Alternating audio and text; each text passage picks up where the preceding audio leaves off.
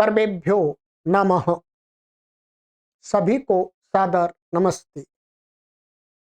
सनातन वैदिक धर्म YouTube channel में आप सभी का हार्दिक अभिनंदन। मित्रों, शुद्ध वर्तनी हमारी श्रृंखला चल रही है।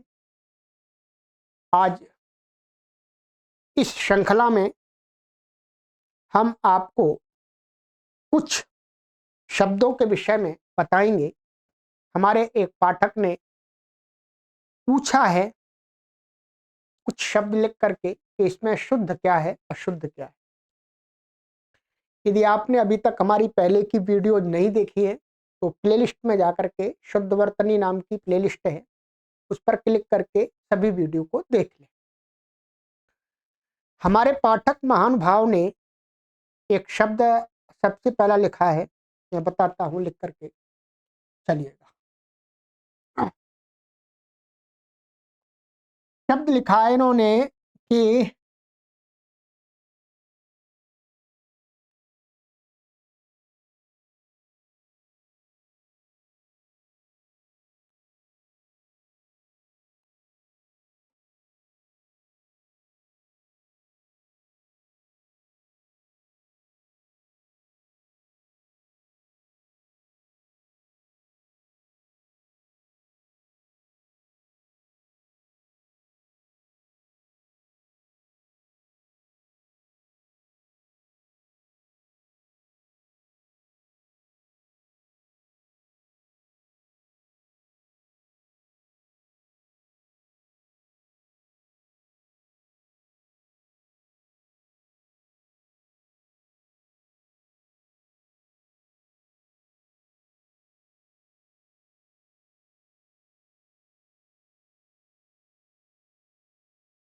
ये शब्द पहले मैं लिखता हूं, उसके बाद में आगे चलते हैं।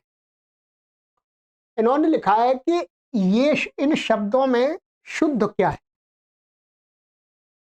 हम हिंदी में अंतरराष्ट्रीय और अंतरराष्ट्रीय, इनमें दोनों में क्या अंतर है? इनमें ये तो कोई दिक्कत नहीं है, यहां पर तो ये मैंने लिख दिया है आपको। ये इन्होंने वास्तव में ऐसा लिखा है। इन दोनों में अंतर ये है कि इसमें दीर्घ ई है और इसमें ह्रस्व ई है, बस इतना अंतर है, बाकी ये समान है। ठीक है। दूसरा इन्होंने लिखा है ये राष्ट्रीय अथवा राष्ट्रीय। अंतरराष्ट्रीय जो हम प्रयोग करते हैं ये वस्तुतः शुद्ध संस्कृत का शब्द हिंदी में आया है। क्या आया है? शुद्ध संस्कृत का शब्द हिंदी में आया है। इसका मतलब ये हुआ कि ये शुद्ध संस्कृत का शब्द हिंदी में आया है, तो हिंदी में ये शब्द क्या है? तत्सम। ध्यान रखेंगे, क्या है? तत्सम। तद भाव नहीं है, ये ध्यान रखेंगे, तत्सम। संस्कृत में ये शब्द जो हमने यहां लिखा है ये गलत है, ये भी गलत, ये दोनों शब्द गलत। इसका मतलब हिंदी में भी हम यदि ऐसा लिखते हैं, ऐसा उच्चारण करते हैं तो ये गलत। ठीक है। संस्कृत में जो शब्द है वो क्या है? वास्तव में वो शब्द है ये।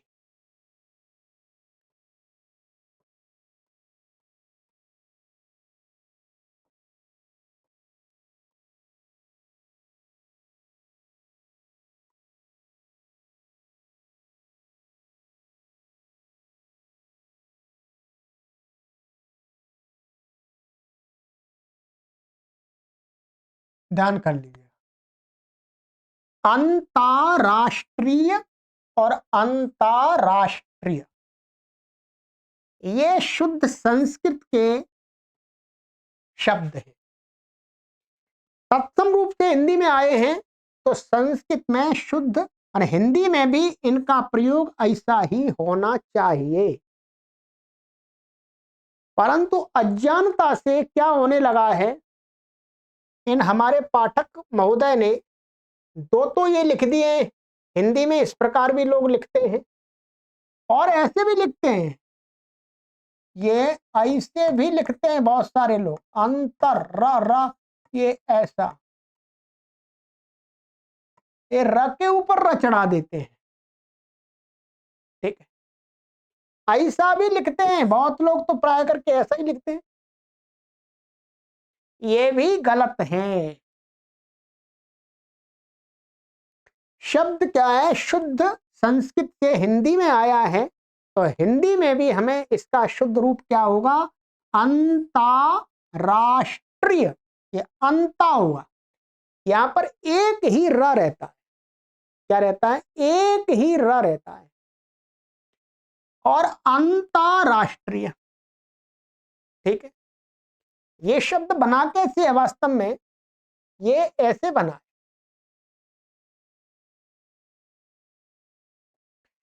इसमें क्या है, पहले शब्द है, एक है अंतर, अंतरीय रेफांत, और दूसरा शब्द इसमें है राष्ट्र, ध्यान रखेंगे क्या है, राष्ट्र।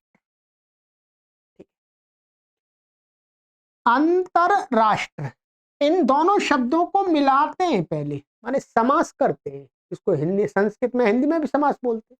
जब समास करते हैं तो समास में जब ये दोनों मिलते हैं तो ये क्या होता है, ये ऐसा यहां पर स्थिति उत्पन्न होती है।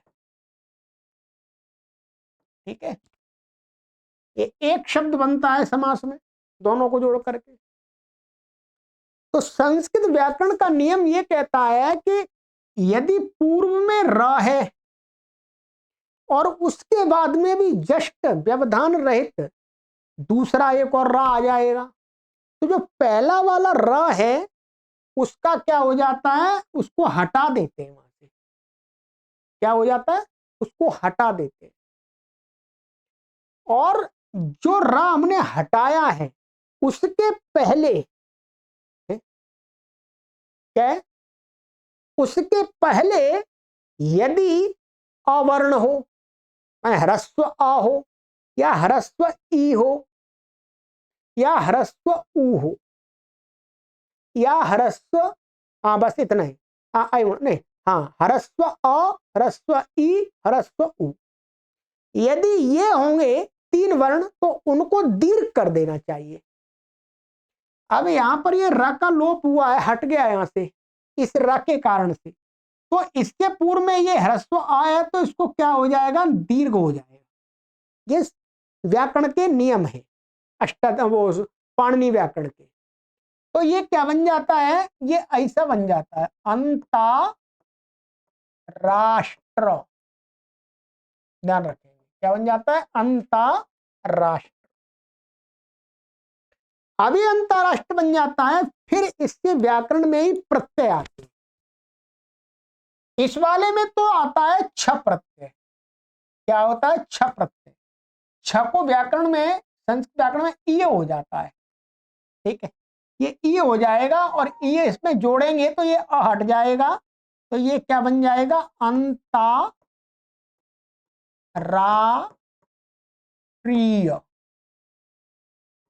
ध्यान रखें। ठीक है, अंतरराष्ट्रीय, और ये दूसरा वाला जो बनता है ये वाला, इसमें ये शब्द ये वाला ले लेते हैं, क्या ले लेते हैं, अंतरराष्ट्र,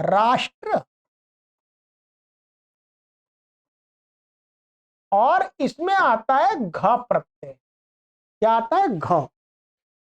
व्याकरण में घ को क्या हो जाता है, ऐसा हो जाता है ई, यहां पर इसमें छ को ई होता है, इसको ई होता है। ठीक, ई, तो ये इसमें मिलाते हैं तो ये अ हट जाता है इसका, तो ये क्या बन जाता है, अंतरराष्ट्रीय, ध्यान रखें।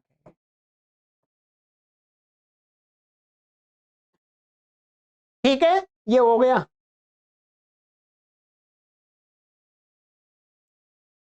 तो ये हो गया, तो ये भी सही है।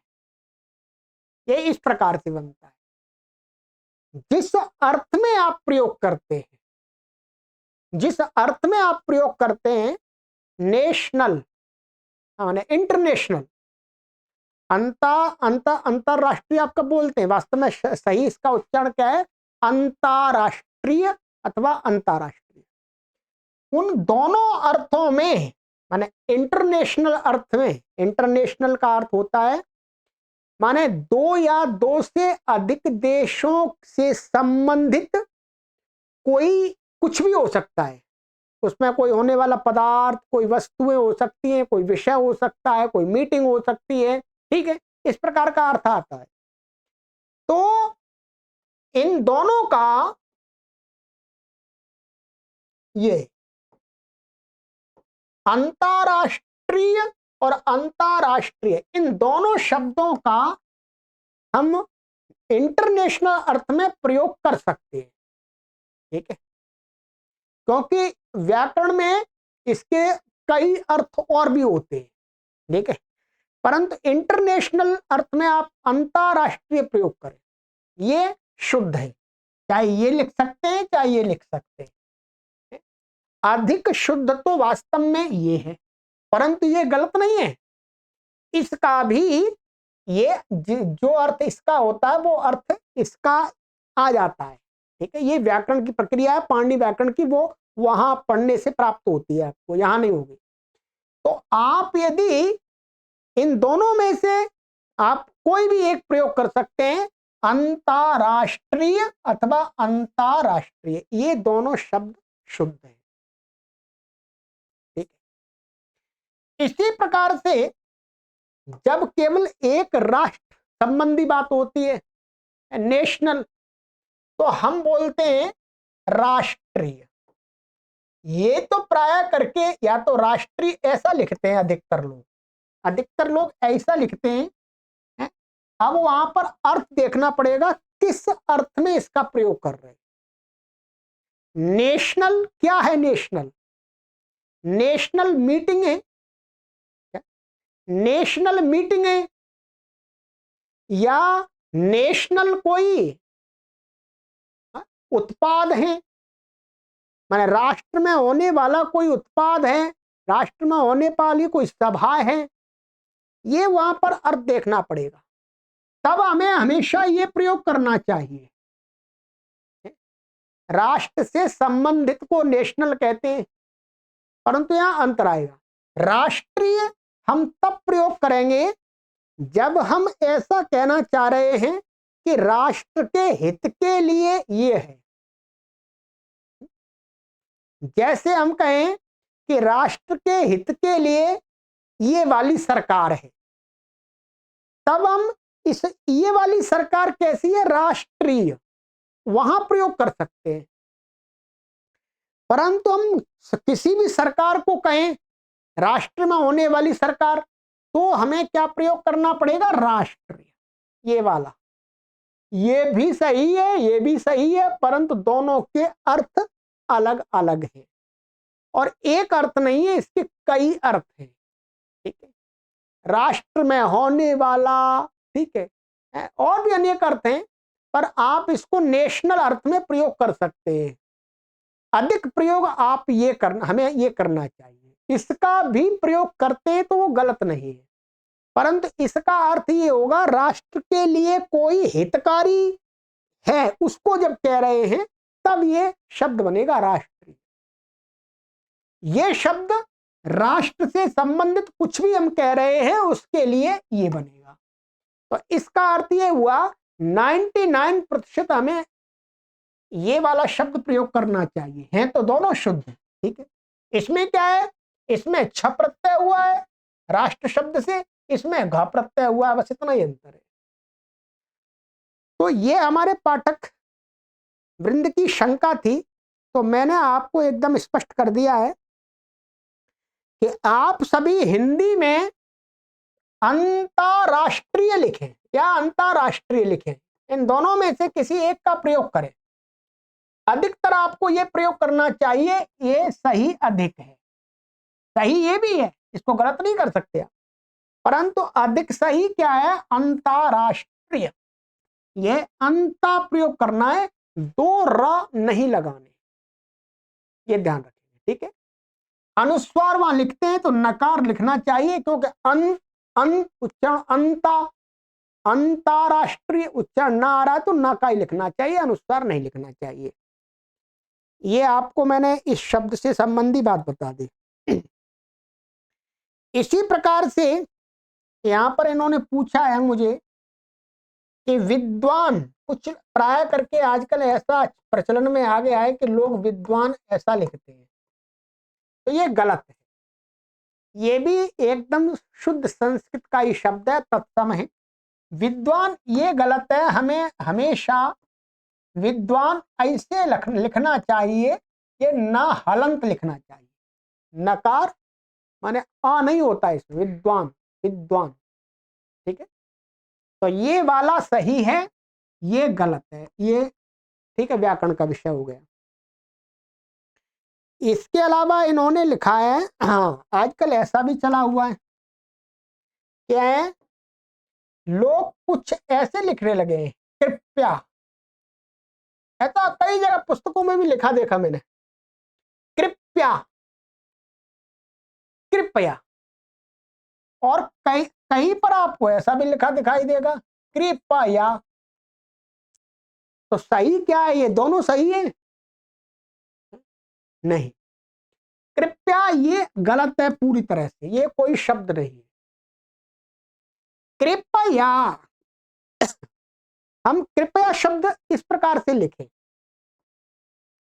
ये वस्तुतः क्या है, ये कृपा शब्द है। कृपा तो सभी जानते हैं, गुरु जी की कृपा, भगवान की कृपा, कृपा कृपा शब्द है। कृपा का संस्कृत भाषा में तृतीया विभक्ति का एक वचन का रूप बनता है कृपया। कृपया का अर्थ वास्तव में हम कृपया शब्द का प्रयोग उस अर्थ में करते हैं, कृपा के साथ, कृपया आप हमारा ये कार्य कर दें। हमारा क्या अर्थ है, कृपा के साथ आप हमारा ये कार्य कर दें। तो उसके लिए कृपा के साथ, कृपा के द्वारा, ये अर्थ को बताने, कृपा के द्वारा इसको ना प्रयोग करके हम संस्कृत का सीधा तृतीया विभक्त्यंत शब्द प्रयोग कर देते हैं, तो वो अर्थ अपने आप आ जाता है। ये वास्तव में क्या है, तृतीया विभक्ति एक वचन का रूप है, कृपया। तो ये वाला हमें प्रयोग करना चाहिए, ठीक है। जिस अर्थ में हम कृपया प्रयोग कर रहे हैं, उस अर्थ को प्रकट करने के लिए हमें ये नहीं प्रयोग करना है, ये करना है कृपया। कृपा भगवान की कृपा है, आपकी कृपा है, आपकी कृपा से जी रहे हैं, वहां तो कृपा करना चाहिए, ठीक है। परंतु कृपया कृपया जब आप देख रहे हैं तो ये गलत है, ध्यान रखेंगे, ये गलत है, ये कोई शब्द नहीं है। यहां पर क्या है, तेजी से लोग जल्दी से बोलते हैं कृपया कृपया कृपया कृपया कृपया, हो गया, लोग लिखने भी लगे वैसा ही। तो पहली बात तो हमें बोलना सही चाहिए, कृपया, हम लोग सही बोलते हैं, तो कृपया ये सही है। तो चलिएगा, इन शब्दों पर मैंने विचार दिया आपको, तो आगे से आप इनको शुद्ध लिखना सीखें। प्राय करके आप सब जगह हिंदी में लोग कहते हैं कि ये तो हिंदी में तो सही है, हिंदी में सही नहीं है, ये वाला हिंदी में सही नहीं है ये, क्योंकि ये हिंदी में तद्भव नहीं है, ये तत्सम है। हमें तत्सम रखने का प्रयास करना चाहिए। जो शब्द हिंदी में तत्सम हैं, उन्हें हमें तद्भव नहीं बनाना चाहिए। तद्भव से भाषा में विकृति बढ़ती है, ध्यान रखेंगे। और तत्सम शब्दों से भाषा में साधु तरीका से स्थित रहती है, सुष्ठु रहती है। तो आपको क्या लिखना है, अंतरराष्ट्रीय अथवा अंतरराष्ट्रीय, अंता लिखना है एक ही। विद्वान आपको लिखना है नकारांत, अकारांत नहीं लिखना है। कृपया नहीं लिखना है, कृपया लिखना है। चलिएगा, इन कुछ शब्दों पर मैंने आज आपको विचार दिया है, अपने मित्रों को भी शेयर करें। आपके मन में कोई प्रश्न है शब्द हैं तो आप हमें कमेंट के माध्यम से बता दीजिएगा अथवा व्हाट्सएप नंबर पर भेज दीजिएगा। हम और स्वयं अपनी तरफ से भी अनेक शब्द ला रहे हैं, पीछे के शब्दों को अवश्य देख लीजिएगा, अपने मित्रों को भी शेयर कीजिएगा। सर्वेभ्यो नमः।